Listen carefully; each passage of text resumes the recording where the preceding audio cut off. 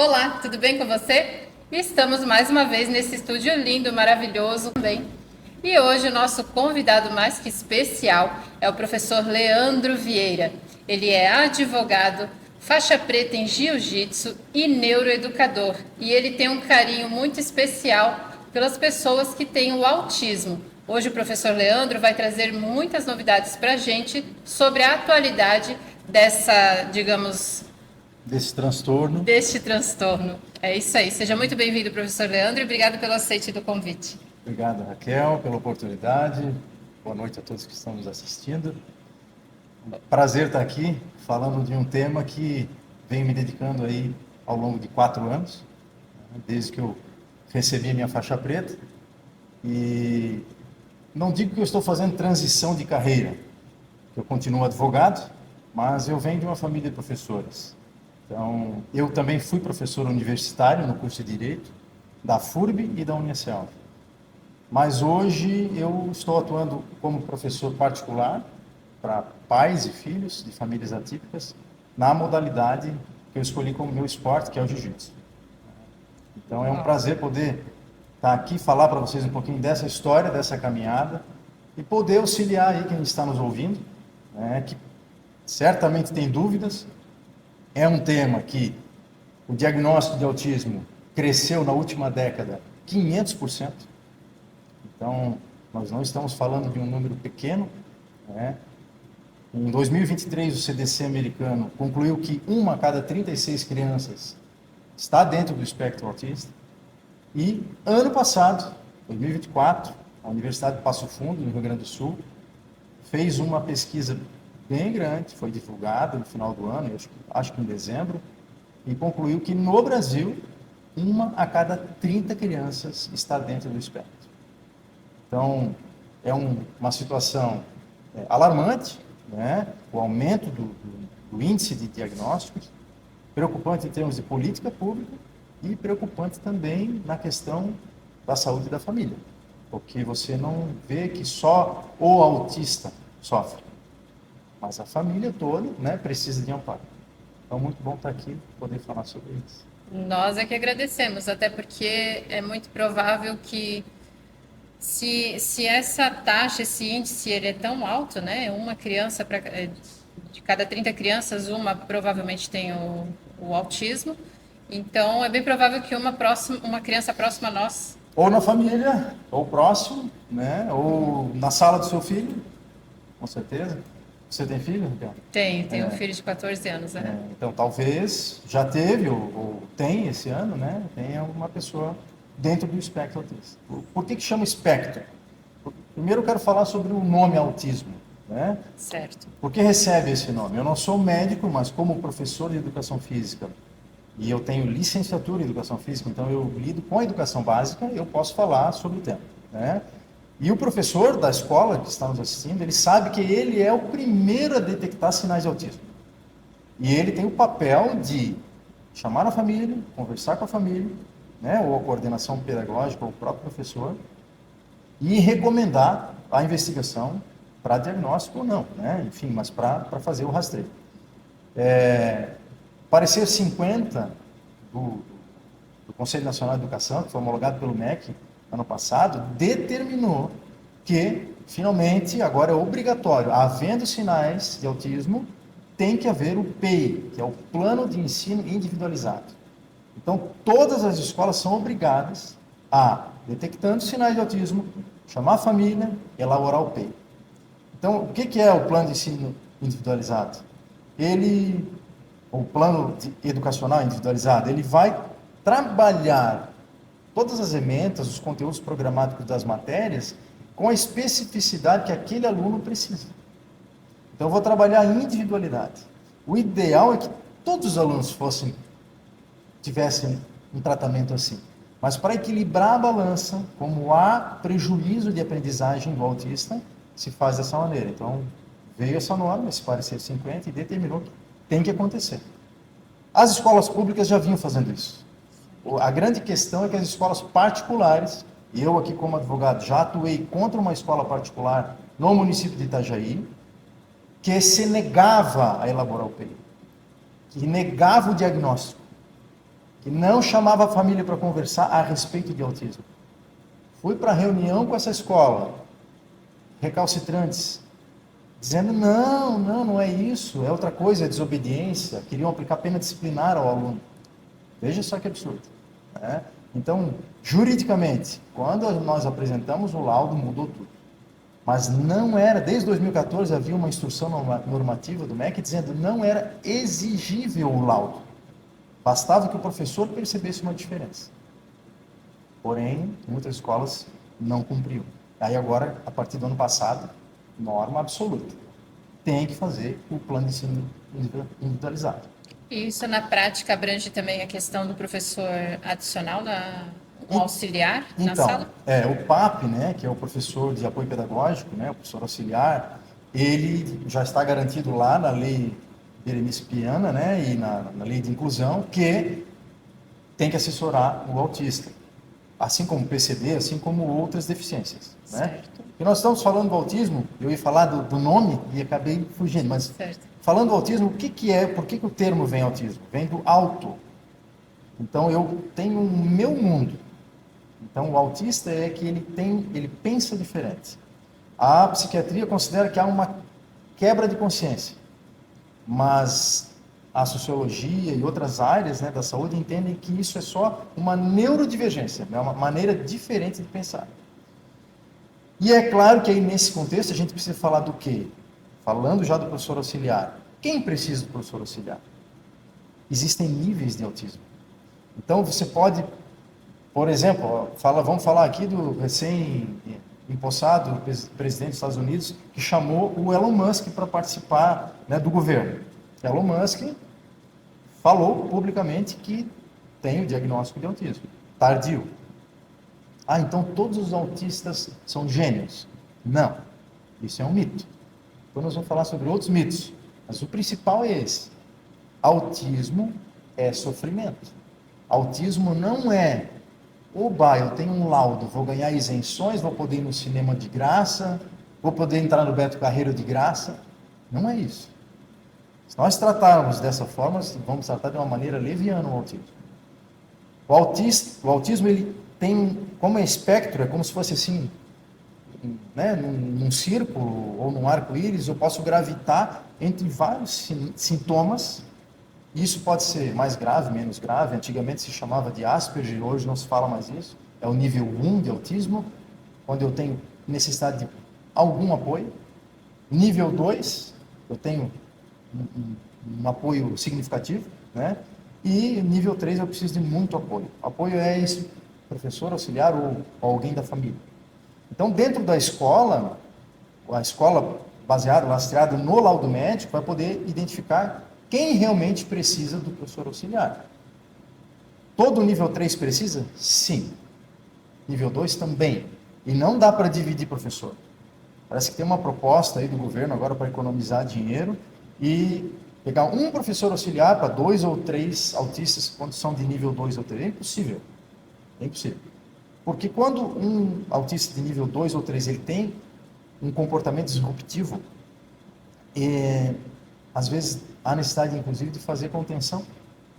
Então, às vezes até medicamentosa. Como que um professor vai dar conta? De um é difícil.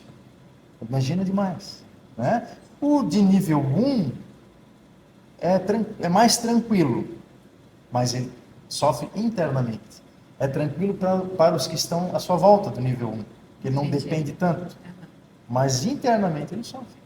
O autista nível 1, por exemplo, ele tem dificuldade de ir ao shopping. Por quê? Essa luz que tem aqui, insuportável para o autista nível 1. Som, cheiros, comportamento de pessoas. Por exemplo, uma praça de alimentação para um autista nível 1 é um filme de terror. Né? Por quê? Todo mundo comendo, fazendo barulho, falando, o tratamento acústico do ambiente é terrível, é péssimo. Né? Então, assim, comece a observar. Tem pessoas do seu meio social que evitam ir para determinados ambientes. Se fosse investigar lá na infância, talvez você já teria neuromarcadores identificando o autismo. Mas passou, cresceu e o autismo no adulto ele é invisível. Mas pode ser autismo. entende? Sensibilidade na pele. No jiu-jitsu, por exemplo, tem autista que não consegue colocar kimono, porque o tecido do kimono é grosso. É diferente. Então você vai ter que usar de ferramentas como uma rash guard, que é uma segunda pele, que tem a aderência tranquila, e aí o outro tecido áspero não causa, o comportamento disruptivo nele. Essa hipersensibilidade. Tem autista que tem hipossensibilidade. Aí se você liberar ele para fazer uma aula normal de jiu-jitsu, por exemplo, vai fazer uma pegada, talvez ele não vai reagir, mas vai ficar roxo. Então, a hipo é quando ele não sente. Então, tem várias situações, várias comorbidades que são como se fossem assim, outros diagnósticos associados ao autismo. Isso é muito comum. Então, o fechamento do laudo diagnóstico do autismo, ele é muito complexo. Envolve diversos profissionais. Desde um médico, um psicólogo, uma fono, uma psicopedagoga. Então, isso é bastante complexo e requer realmente assim, uma rede de apoio. Que, infelizmente, assim, o poder público tenta, até nas escolas públicas tentado com mais ênfase, mas ainda é muito deficiente, precisa melhorar bastante. Professor Leandro, e como como você chegou nesse tema, agora está abrangindo aí a sua como profissão também, né? Está auxiliando essas crianças. São apenas crianças ou... Assim, eu sempre... Meu pai foi professor, minha irmã professora da FURB também, do quadro. Eu fui professor durante o tempo universitário, mas eu não fechava alguma coisa em dar aula para adulto. E aí, com o jiu-jitsu, veio essa ideia de atender, depois da faixa preta, alunos de maneira particular, não em aulas coletivas, e, coincidentemente, os alunos que foram chegando, um TDAH, que é muito comum estar associado ao autismo. Até 2013, era impossível dar diagnóstico de autismo e TDAH. Hoje, assim, depois de 2013, não. Pode estar associado. Embora o autista ele está dentro do mundo dele, ele pode ter pensamentos acelerados, desconexo, que não consegue terminar uma atividade. A falta de engajamento, de conclusão de atividades é uma característica muito comum do autista. E comecei a trabalhar e começaram a aparecer alunos, os pais relatando, um TDAH, o outro autista. Tal. E aí me acendeu essa luz. Não é por acaso que as coisas acontecem. Eu creio em Deus e entendo que cada um de nós tem uma missão aqui na Terra. E quando eu enxerguei isso, e aí comecei a ler, fazer todos os cursos possíveis e imagináveis, cursos em universidades americanas, porque lá está muito avançado nos Estados Unidos. Então, você tem uma possibilidade de fazer uma gama de cursos online gratuitos. Incríveis, com vídeos, com vivências, sabe? E apareceu a neuroeducação pelo MEC. Uma pós em neuroeducação pelo MEC. Me joguei de corpo e alma, e foi assim, um curso fantástico, muito bem feito, pela Universidade Federal de Pernambuco. Então, hoje, de Blumenau, eu não conheço outro faixa preta que tenha a educação física, licenciatura, para aula para crianças, e a neuroeducação. E aí eu vou usar isso, não posso ficar só para mim. Não, eu vou compartilhar esse conhecimento. Então, em breve também vou estar lançando um curso de capacitação de professores de jiu-jitsu, nessa área, para saber atender o aluno autista, porque é um tema que vai crescer. E eu digo isso, assim, é exponencial o crescimento dos diagnósticos. Já vou falar também aqui sobre uma questão polêmica que todo mundo... de onde vem o autismo? Porque essa é uma questão que muita gente se pergunta. É verdade. É genético? É epigenético? É o quê? Não é? Está enquadrado como doença pela CID-11, que vai vigorar no Brasil só em 2027, era para entrar em dia 1º de janeiro, prorrogaram porque o próprio sistema do SUS não está adequado. Então, ainda é CID-10 e F84 o autismo. Mas vai virar CID-11, que é uma CID própria do autismo. O que é CID? Código Internacional de Doença. Doença mental.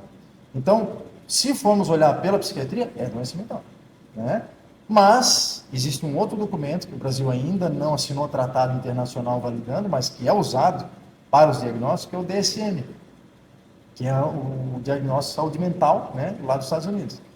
Então você percebe o seguinte: a causa não se tem ainda fechado, definido qual é, mas se sabe que sim, fator genético sim. Você tem estudos. No meu curso, eu selecionei periódicos, artigos científicos de todas as predições, digamos, de autismo, né? Tem estudos falando sobre idade dos gametas, masculino e feminino. Quanto mais idosos os pais, mais risco de autismo. Olha só. Você tem a questão da alimentação.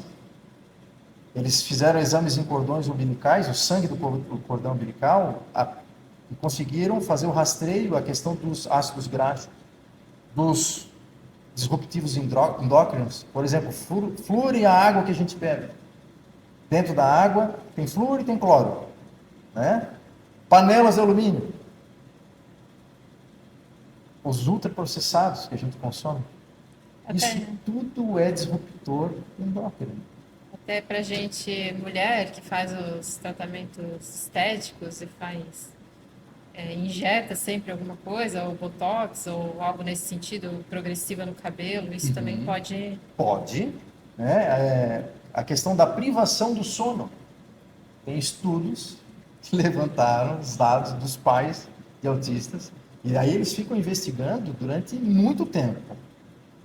Então, eu não vou lá pegar no final da cadeia, achei um diagnosticado de autismo, vou perguntar para os pais. Não, eles vão pegar e vão fazer a histórico pregresso, a anamnese pregressa da vida dos pais. Então, privação de sono. Tem estudo que fala até do vírus congênito da herpes. Presente, muito presente, sempre quando tem diagnóstico de autismo. Sabe? Problemas do sistema imunológico. Hoje fala sistema imune, né? Então, assim, tem muita coisa que dá para predizer. Aí, em termos de imagem, eu consigo fazer diagnóstico? Ainda não existe um exame de imagem, mas o que se conclui é que há, sim, nosso cérebro ele é dividido em lobos, né? Lobos que é por causa vem do latim, que eu não me lembro a expressão, mas é por causa das divisões. Ele tem realmente divisões físicas, né? Sulcos maiores, onde divide. E o lobo temporal, que são os dois lados do cérebro, do autista, nos exames de imagem tem alteração. Alteração de tamanho, muitas vezes crianças que já na barriga, olha, está maior. Depois vai se ver autismo. Isso é artigo científico, né? E alteração de funcionamento. As sinapses neurais, como acontece no lobo temporal. O lobo temporal é o responsável pelo quê? Pela fala, pela comunicação, pela memória. Que é exatamente as áreas onde o autista tem prejuízo. Então, hoje ainda a ciência tem muito medo de dizer, é possível predizer, mas diversos artigos já nos dão pistas de como chegar a esse ponto, sabe? No pré-natal, a questão do acompanhamento para que a gestação vá até o final. Sabe quantas vezes mais risco tem um prematuro de ser autista? De estar dentro do espectro? 10 vezes mais chance. Nossa. Isso é estudo científico. Então, por exemplo, nas 2 gravidezes da minha esposa, nenhum médico falou sobre isso. Aí você vê falta de conhecimento mesmo, sabe? 37 semanas, se eu não me engano, a partir de 37 já não é mais prematuro, né? Mas assim, meu filho nasceu com 37, né? Não apresenta nenhum prejuízo, nenhum sinal de autismo, mas poderia estar dentro do espectro se não tivesse, se tivesse sido um pouco mais cedo, entende? Então, o autismo e a prematura, né? O nascimento prematuro estão linkados. E o autismo ele vai apresentar essas questões, esses sinais na primeira infância. Muito diagnóstico tardio acontecendo hoje, principalmente nas mulheres. Daí já vamos emendar aqui e falar que a nossa sociedade precisa entender que os critérios, as perguntas, os questionários de diagnóstico do autismo feminino são outros, tem que ser outros. Não os mesmos do que não para menino. Para mim, o símbolo do autismo sempre está ligado no azul. Por quê? Porque a maior índice é meninos. Não, mas peraí, estou fazendo as perguntas certas para saber se as meninas são autistas? Sabe por que não fazem? Porque a nossa sociedade ainda entende que uma menina quietinha, uma menina boazinha, que aceita tudo. Eles falam até em síndrome da boazinha, né? Você quer comer carne ou pizza? Tanto faz. Ai, como ela é linda. É um anjo essa menina, né? Ah, depois a adolescente. Qualquer menino fala, qualquer cortejo, ela aceita. Aí, que legal, que menina legal, né? Porque aceita, né, o menino galanteador, mas vamos perguntar para ela se ela está bem ou se ela está sofrendo. Então, tem netas de amigo meu agora com 11 anos que recebeu o diagnóstico e digo, agora eu me entendi. Antes eu me achava anormal. Quando eu falava a forma que eu pensava das coisas, os outros diziam, tu é diferente, tu é esquisita. Bullying. Jiu-jitsu também entra nessa questão da prevenção do bullying. Porque o autista, estando preparado para uma autodefesa, ele também pode se impor. Dizer, não quero que fale assim comigo. Sabe? Ou se ele é não verbal, gesticular mesmo. Né? Então, essa questão do autismo feminino, a gente precisa rever. A gente precisa entender que a sociedade talvez tenha alguma coisa, eu não gosto de ficar na polarização do machismo feminino, nem de política de esquerda e de direita, mas talvez a nossa sociedade está interpretando sinais das mulheres como um padrão ideal de comportamento e, na verdade, a menina está em sofrimento. Então, eu preciso avançar nesse sentido também. Olhar, ter um enfoque especial para as mulheres. No meu curso que eu vou lançar do Jiu-Jitsu, treinamento de professores para atender autistas, eu vou falar especificamente sobre atender alunas mulheres. Como que eu vou lidar com uma menina autista se o ideal é que seja uma professora mulher que dê aula para ela? O Jiu-Jitsu tem toque físico. Eu preciso muitas vezes que o pai ou a mãe participe da aula. Não posso largar numa aula coletiva. Eu já vi autista em aula coletiva, desesperado para sair, gerou um estresse. Ficou pior. Eu posso causar até atraso no desenvolvimento, se eu não souber como conduzir. Se eu não fizer um plano de intervenção, sabe? Comportamental. Isso tudo vem também aí da formação também que eu fiz, nós não falamos, mas que é da prática baseada em evidências, né? Da ABA, que é a análise do comportamento aplicado. Então, na psicopedagogia, acho que fala behaviorismo, isso. O behavior, o ABA, não é traduzido para o Brasil. Então, continua ABA, mas a gente fala análise do comportamento. Behavior é comportamento em inglês. Aplicado. Applied, né, seria o último A. E o que é isso? É um treinamento, uma modulação comportamental. Eu vou fatiar as habilidades para que o autista consiga compreender. Porque muitas vezes a dificuldade dele é que, como ele pensa diferente, ele não vai entender do jeito que eu estou explicando. Então eu vou fatiar a atividade, vou ensinar menos atividades, mas vou fazer com que ele desenvolva a lógica dele. Eu tenho que ser um bom ouvinte para isso. Muitos professores estão no tatame e é aqui, ó. Hoje é treinar isso aqui. Hoje é fazer armlock, amanhã triângulo, ou então 5 técnicas no mesmo dia. Pesa demais. Eu atrapalhei o desenvolvimento da criança. Né? E no outro dia não volta mais. Volta. Às vezes não quer mais não voltar. Volta. Isso mesmo. Poderia se desenvolver muito bem naquele esporte. Verdade.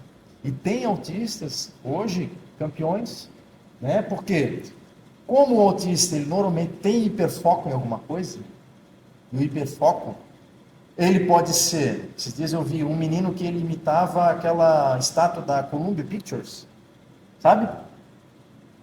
Ele tem hiperfoco nisso. Então, todo dia ele se vestia de estátua da Columbia Pictures. Tem outros que têm hiperfoco em dinossauro. Muitos autistas, crianças, gostam de dinossauro. Né?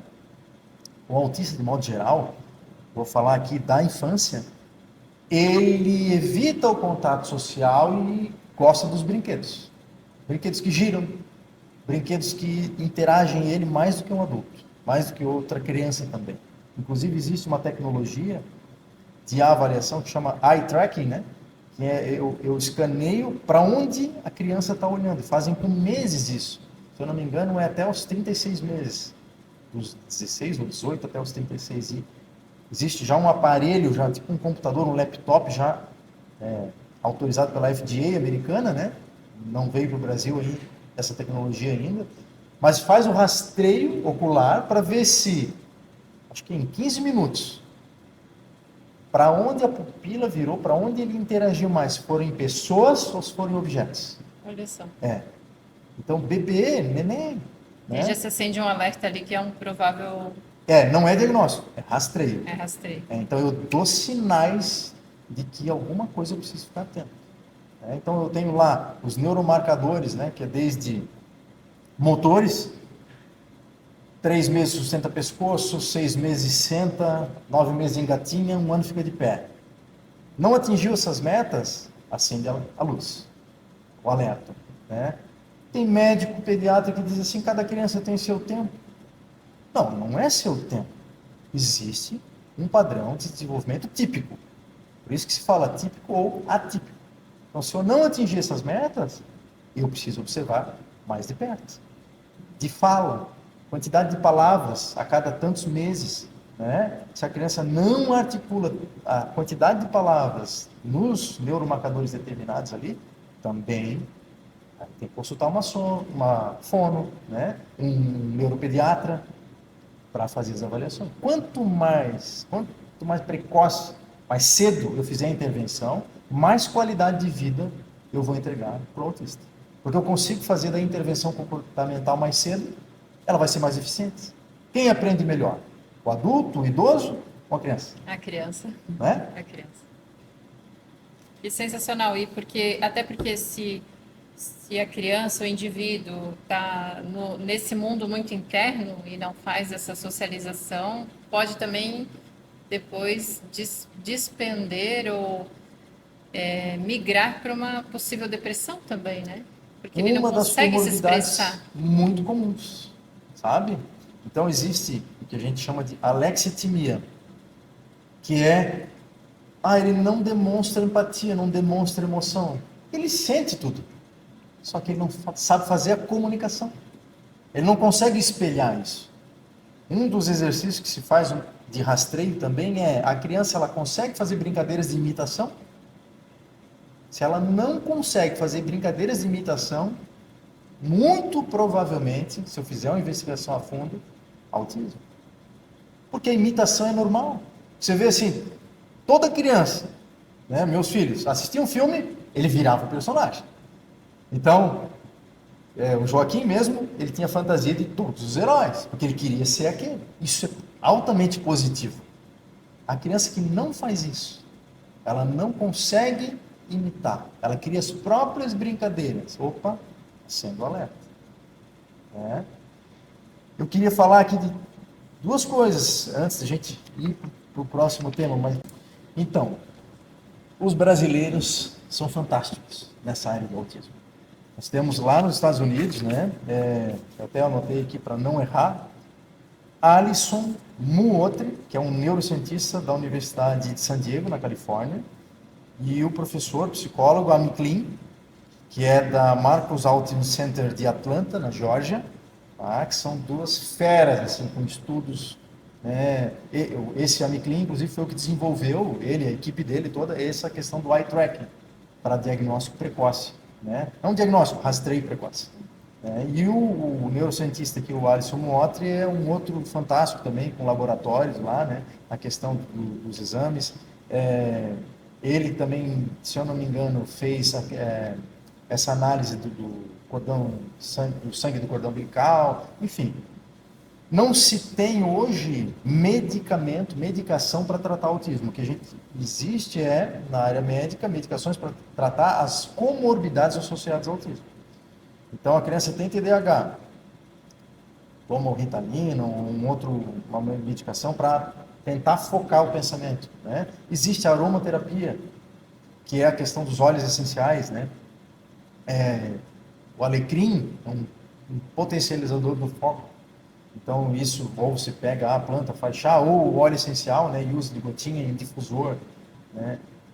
tem vários campos holísticos, digamos assim, que integram muita coisa, né, no tratamento. Não só o treinamento comportamental, não só a modulação comportamental, mas outros. Música, ecoterapia, né, fazer, colocar a criança com um cavalo, porque o cavalo ele tem uma questão da potência da frequência cardíaca dele.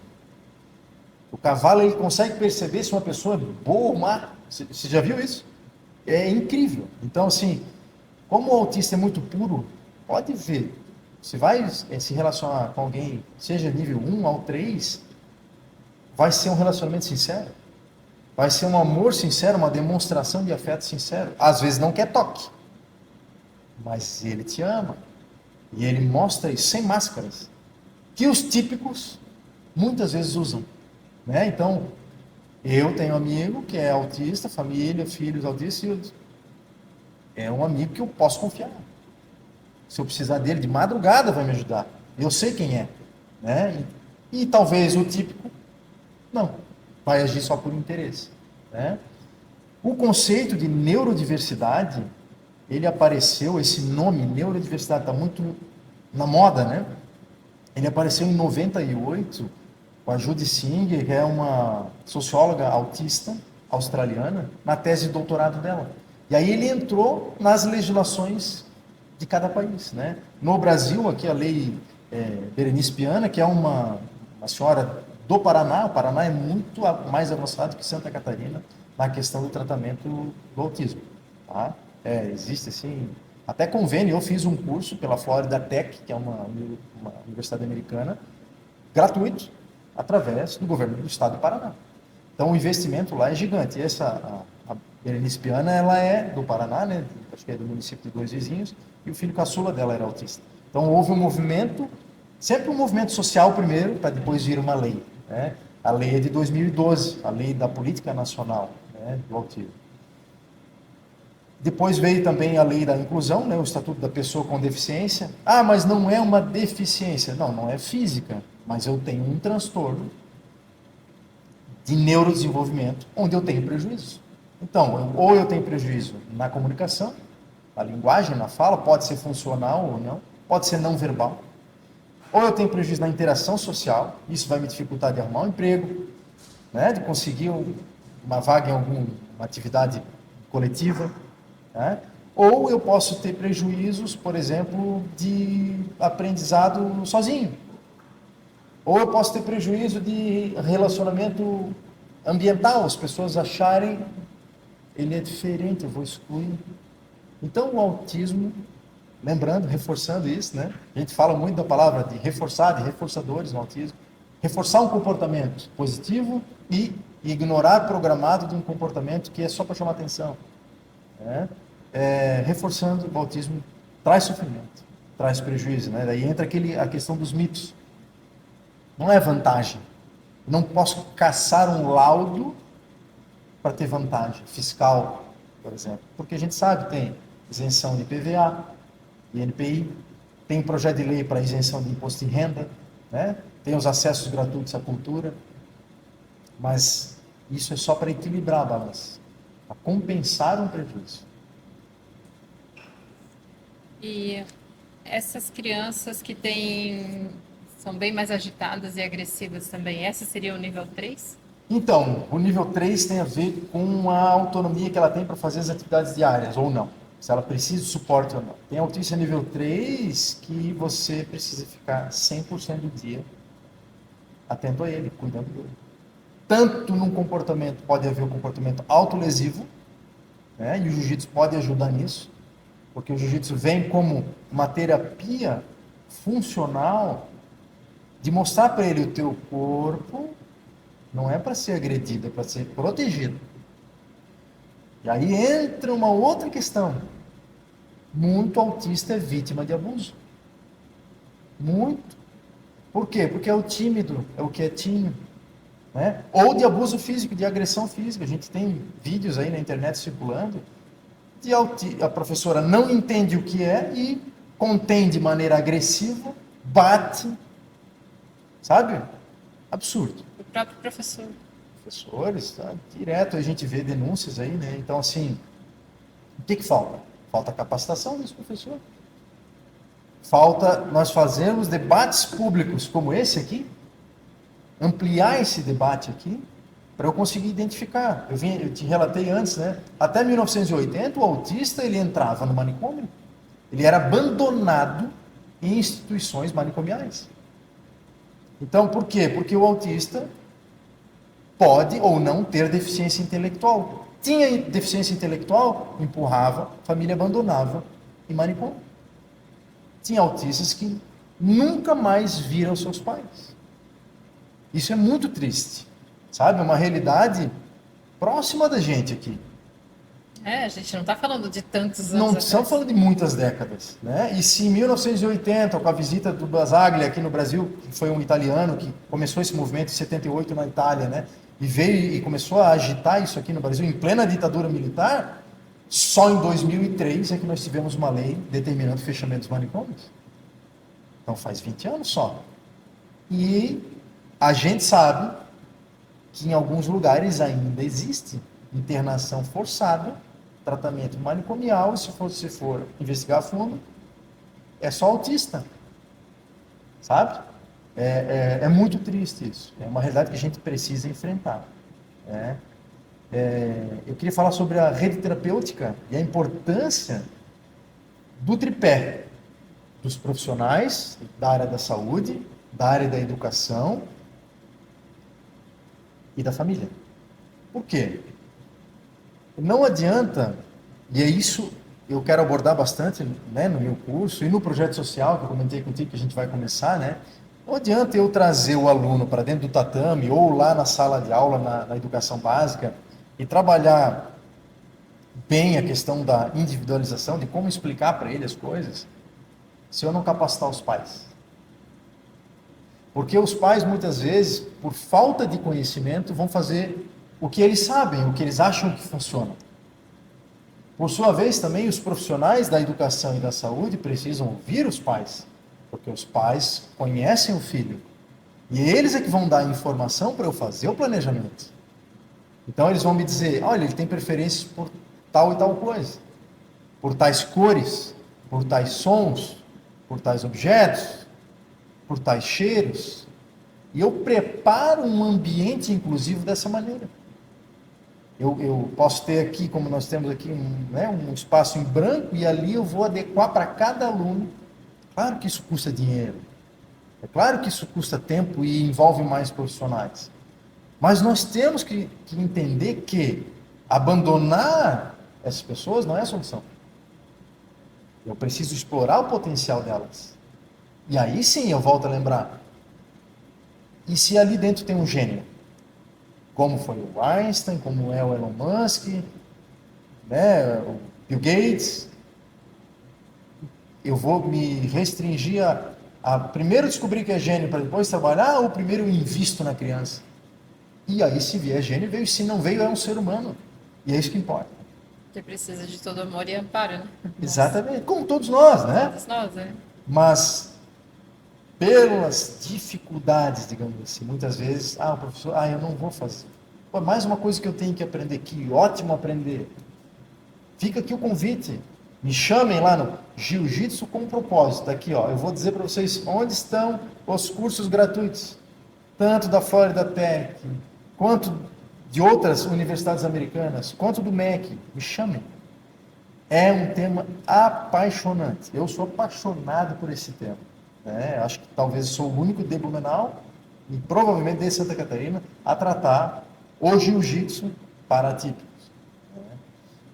E aí a questão que eu queria também comentar com você aqui é que em 2020 saiu uma meta-análise, que a meta-análise é, digamos assim, o topo da pirâmide das pesquisas científicas, né? Falando sobre a importância da atividade física para o autismo.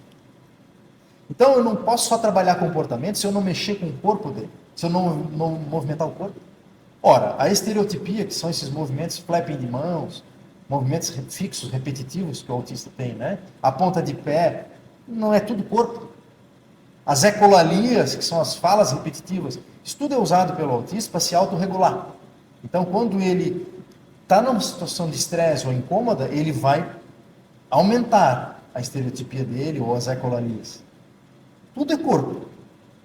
E aí entra a atividade física. Então, esse estudo de 2020, né, uma meta-análise, concluiu que a atividade física é essencial para o desenvolvimento autista. Inclusive, há um menino, na época que foi noticiado na imprensa, ele era faixa azul de jiu-jitsu. Ele regrediu do nível 2 para o 1. Ou seja, ele deixou de precisar de suporte, de apoio, através do jiu-jitsu. Inclusive, disputou campeonatos internacionais. Porque todo o esporte, né? Mas aqui a gente está focado no jiu-jitsu. Porque traz muita consciência corporal, traz a disciplina, a questão da consciência alimentar também. Perfeito.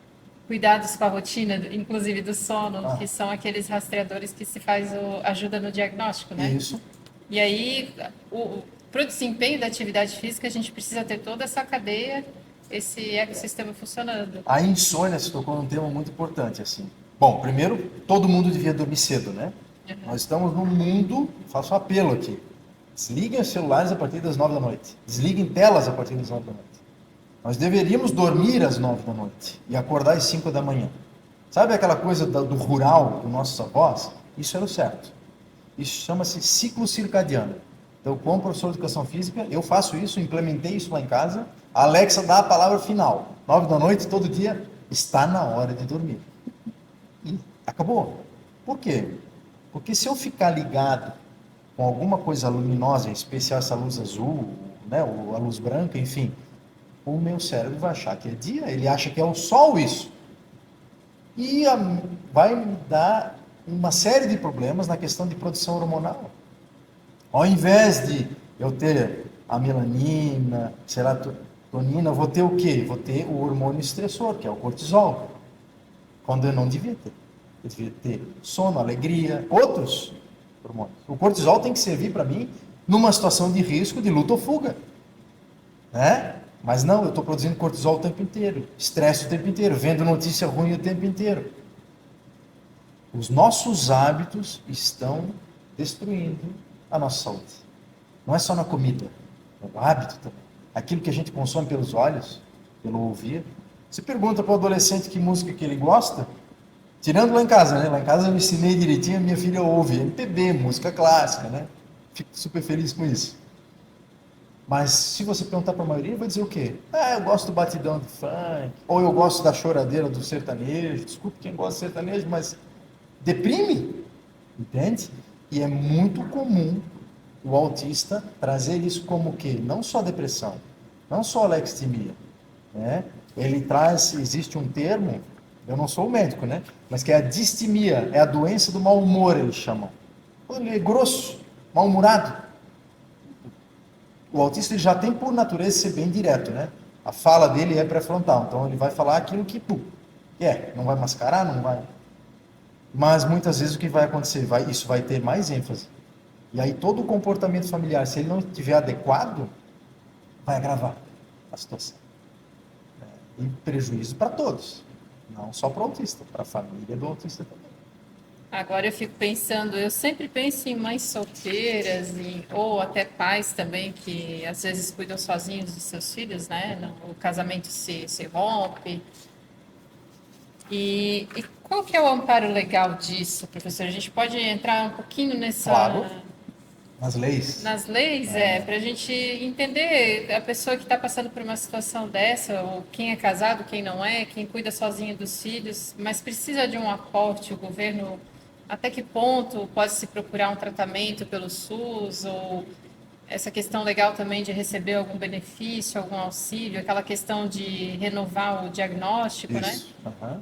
Então, o benefício de prestação continuada, né, o BPC Loas, que é acho que se eu não me engano o benefício é R$600, ele é só porta de entrada. Então, além dos outros incentivos fiscais, né, que eu mencionei antes, a família pode pleitear isso, inclusive passagem aérea, se eu não me engano, o acompanhante do autista ele paga só 20% do valor, não tenho certeza se é isso, mas é algo nesse sentido. Tem aí um benefício também? Sempre tem algum benefício, então você pode me chamar depois lá no Instagram, é Jiu-Jitsu com Propósito, mas também tem o perfil do TEA.TDH Direitos, né? Então me chama, posso pensar essa informação depois, ou a gente coloca no YouTube na na legenda ali desse podcast, né?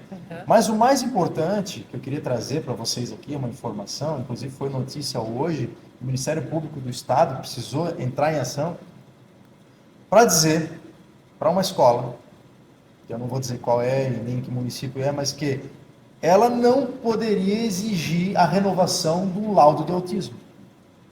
O autismo não é uma doença, primeiro, não é um transtorno de neurodesenvolvimento e eu não tenho remédios para tratar, eu não tenho cura de autismo.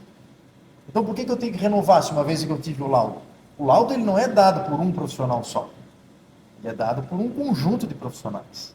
Fechamento de diagnóstico do autismo ele leva no mínimo uns 10, 11 dias. Então eu vou passar por psicólogo, psicopedagogo, neuropediatra. O médico clínico geral pode assinar?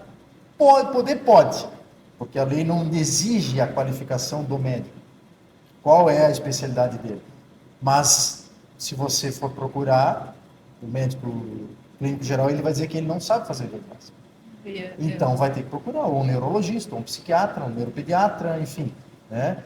E esse profissional vai se cercar de outros profissionais, fono, né, psicoterapeuta, enfim, profissional de educação física, que é muito importante, né? E o fechamento diagnóstico, então, fechou o diagnóstico, ele é por prazo indeterminado, tá? É a lei estadual, vou citar o número aqui, porque pouca gente sabe, 17.292 de 2017. Esse parágrafozinho lá do artigo 5º, o parágrafo 2º do artigo 5º, que diz que é por prazo indeterminado, ele só entrou em vigor, sabe quando? Em 2023. Ano retrasado? Isso. Agora, né? A gente acabou 2024, o ano passado, digamos assim. Foi uma lei, a 18686 de 2023, que alterou e acrescentou esse parágrafo e disse prazo indeterminado.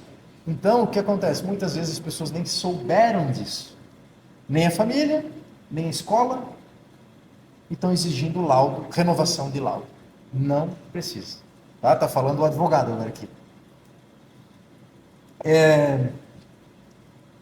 Queria comentar aqui com vocês, né, também, aproveitar para quem está nos ouvindo, um pouquinho sobre o nosso projeto social. Posso? Pode sim. Eu só queria, antes, para fechar essa parte das leis, como que a pessoa faz, então, para dar início numa solicitação desse benefício?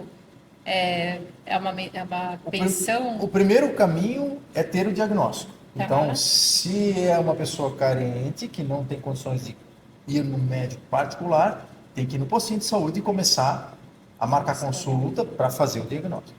Com o fechamento de diagnóstico, ela vai ter que procurar o INSS. Aí tem assessorias, né? Eu não faço essa parte, mas tem assessorias específicas, escritórios que fazem, ou ela sozinha tentar fazer. É a Previdência Social que faz essa concessão desse benefício. Então eu sei que pode levar um bom tempo, mas... SUS, assistência social e previdência social. Pronto. São esses tripé aqui. Né? E aí depois os outros benefícios, benefício fiscal de IPVA, vou ter que dar entrada no Detran, né? Fazer requerimentos, para ir no Beto Carreiro, eu tenho que agendar, enviar o laudo, não é chegar lá na hora e querer entrar, entendeu? Então tem todo um procedimento, até para evitar fraudes, né? Porque infelizmente isso também acontece. Né? Pessoas indo atrás de laudo para ter os benefícios fiscais. Aí quem paga por isso? O que precisava. Quem precisa fica sem. Quem precisa fica sem. Né? Então, assim, até agora está uma polêmica aí. Autista nível 1 não vai mais ter algumas isenções. Por quê? Estava todo mundo com laudo de autista nível 1. Todo mundo famoso conseguindo. Né? Tem um de investimentos financeiros aí, bem famosão, tal, que, não, eu sou autista nível 1. Bom, às vezes para ele até foi fácil conseguir o laudo. Para o outro, para a pessoa que é carente, é muito difícil. Tem que ficar na fila esperando, né? Prazo. Então isso é realmente grave, né? Essa questão. Quem está lá em Brasília é o problema, são os políticos. O político é um reflexo do povo. Então o povo precisa melhorar a cultura dele, né? Precisa ser honesto, precisa ser ético, para que aquele que realmente precisa do diagnóstico tenha o diagnóstico. Certo. E agora, então, a gente vai falar, então, desse projeto social Deu que... tempo. Deu. E parece ser muito incrível esse projeto. Como que funciona? Como surgiu? Como surgiu? Primeiro você está convidado Oba! a participar, né? Já fiquei interessada Está mesmo. cursando psicologia, né? Sim, Então, aham. é um guarda-chuva. Nós queremos fazer um grande guarda-chuva. Vai ser a partir do jiu-jitsu, mas nós queremos ampliar isso depois para muitos outros aspectos. E quem sabe até fundar aí uma escola, um movimento cultural a respeito da inclusão do autista, né? Então eu estou chamando faixa preta amigo meu, faixa preta que emprestou tatame, às vezes botar a mão no bolso é difícil para doar alguma coisa, mas peraí, tem tatame na tua casa que não está usando, fazer só brincadeira? Traz para cá. Então, vou falar o nome aqui de dois amigos, né? Marcelo Brick, até ano passado era o vice-prefeito de Gaspar, o Gabriel Garbim, que é um professor faixa preta, também dá aula particulares, né? Estou convidando aí outros profissionais de outras áreas, né? A Naime Maba, que é psicopedagoga, hoje esteve visitando o projeto. Estou tentando chamar a Ana Phillips, que é fonoaudióloga, a Letícia Scheidt, que é físio. Trazer o máximo de pessoas possíveis para que não fique pesado para ninguém trabalhar com esse projeto. Então, nós vamos poder atender famílias em vulnerabilidade social, econômica, né?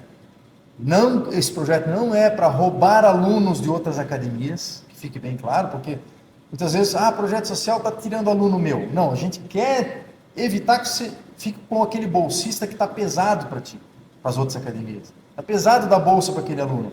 Traz para nós. Aí eu não tenho a formação ainda, não comprei o curso ainda do jiu-jitsu com propósito para atípicos. Traz para cá, nós vamos atender. Né? A partir de fevereiro, acho que segunda quinzena de fevereiro, vamos começar pequenininhos. Né? Eu levei meus 20 metros de tatame, o Brick deu 16 metros, o Garbin vai ceder 8 metros, e assim a gente vai juntar. Quem tiver mais aí que está nos ouvindo, né? Traga tatame, esse é o começo. E aí venha sentar com a gente. Vamos reunir. Como é que a gente pode atender essas famílias? Porque aquilo que eu falei para você, não é só o aluno. E não adianta eu ensinar a posição de jiu-jitsu, eu vou usar o jiu-jitsu para ajudar o aluno a segurar a mochila, a caminhar corretamente, a corrigir, por exemplo, a questão da postura. Muitas vezes a ponta de pé é só um desequilíbrio do centro gravitacional dele. Ele está com pouco core, ele precisa desenvolver o tônus muscular. Então eu vou fazer isso através do jiu-jitsu, para trazer para a vida prática, para o dia a dia dele, qualidade de vida. Para o aluno e para a sua família. Porque é todo um conjunto. Eu até acho interessante ter uma menina que tem um horário que eu passo que ela tá vindo da escola com as amiguinhas e ela vai na ponta do pé. Na ponta do pé, ela anda na rua e o trânsito ali geralmente está parado, então eu consigo ver ela bem nos detalhes, né? E o tênis dela atrás, ele é novinho. Olha E na só. frente o tênis é bem surrado já, sabe? Provavelmente é autismo. E ela anda bem na ponta do pé, sempre. Você sabe que até nessa questão da ponta de pé, tem alguns desenhos que na onda woke, né, de incluir todas as questões, os excluídos e tal, estavam estimulando as crianças a andarem na ponta de pé. Então eu tenho lá, quem quiser depois me peça, no Jiu-Jitsu com Propósito, lá no Instagram, eu envio uma lista, assim, desenhos que prejudicam o desenvolvimento e outros que ajudam. Como a criança imita, ela vai fazer a ponta de pé, não é porque ela é autista, é porque ela está mimetizando aquele movimento. Assim como o excesso de telas, os pais acham muitas vezes que é TOD, né? O transtorno opositor desafiador. Não é TOD, é excesso de tela. Porque quando eu tiro o celular, eu mando desligar e fica bravo, ele não me obedece. Mas é lógico, interrompeu o fluxo contínuo de pensamento dele que estava dedicado para aquele aparelho, é igual videogame. Quando eu era pequeno, eu me irritava quando a mãe mandava desligar o videogame. O que eu fiz? Para o meu filho, eu não dei videogame. Eu dei bola, eu dei skate, levei para a rua. Atividade, movimentar o corpo. Uma criança sempre vai preferir, é importante dizer isso, uma atividade que mexa o corpo. É o pai e a mãe que entregam o eletrônico. A culpa é do pai e da mãe. Por quê? Porque é mais fácil. Eu cheguei do trabalho, meu dia cheio, eu não quero conversar e brincar. Agora eu vou olhar o Instagram, agora eu vou ver minha série. O que eu faço? Tablet. celular. A minha filha vai fazer 17 anos esse ano, ela ganhou o celular esse ano. Ganhou não, ela comprou. Eu ensino a questão financeira também, né? Eu vendi o meu para ela. E a gente esperou até os 16, inclusive sem chip, o celular é só para Wi-Fi, só para a gente poder interagir pelo Instagram. Por quê? A lei das telecomunicações, vai o advogado falar de novo, né? Diz que tem que ter 18 anos para ter linha de celular. Aí você dá celular para um adolescente e ele troca imagens indevidas, quem responde junto? Os pais. Né? Fica a dica aí, pais. Não entregue aparelhos eletrônicos. Não entregue. Não tem maturidade, é igual dar uma Ferrari para alguém que não sabe dirigir. Vai prejudicar. Fora que Roblox, Discord, plataformas de interação que não identificam IP, é o quê? É ambiente para pedófilo, para abusador. É a Deep Web. Deve ser, a criança pensa que está falando com outra criança e está falando com quem? Com um abusador, com um pedófilo. Né? Inclusive, na arte marcial, eu quero falar uma coisa que é bem importante. Esse modelo hierárquico da arte marcial, onde se fala sobre disciplina, né? Ele é um facilitador de abuso. Há muitos relatos, inclusive ano passado foi preso um professor faixa preta lá do Amazonas, de Manaus. Foi preso aqui em Balneário Camboriú. Por quê? Abusador de atletas campeões mundiais na adolescência sofreram abuso dele. E vieram e falaram. Quando ele foi preso, corajosos denunciaram. Poderiam, né? Puxa, vai ficar mal para mim e tal. Campeão mundial, alguns. Esse cara abusou de mim. Professor, levava para campeonato. Quando acordava de noite, ele dava um negócio para a gente tomar, para ficar tranquilo para o dia seguinte para o campeonato. Quando eu acordava, tinha mexido na minha roupa, eu sentia uma coisa no meu corpo diferente. Então, esse modelo hierárquico que todas as artes marciais têm, ele precisa andar junto, sabe com o quê? Com a questão de um canal aberto para denúncias. Isso é preciso ser falado. Eu fiz um curso do Comitê Olímpico do COB, do Brasil, falando nas Olimpíadas, o que tem de atleta que, depois de uma Olimpíada, entra em shutdown, que a gente chama, né? Que ele se deprime, ou em meltdown, que ele surta. Por quê? Chegou no ápice do estresse. E alguns revelaram o quê? Esse estresse também era fruto de abuso que eu sofri. Abuso de treinadores, abuso de professores. Como o autista, muitas vezes ele tem dificuldade de se expressar, ele pode ser uma vítima em potencial. Então a gente tem que falar sobre isso também, tocar o dedo nessa ferida. E trabalhar o jiu-jitsu assim, com a família junto. Nada do pai ficar fora da sala. O pai participa. Professor Leandro, eu fiquei encantada com tanto conhecimento, trazer para a gente toda essa informação, porque eu acredito, sou muito grata pela educação. Eu sou uma pessoa muito, como que eu vou dizer, muito sortuda, né?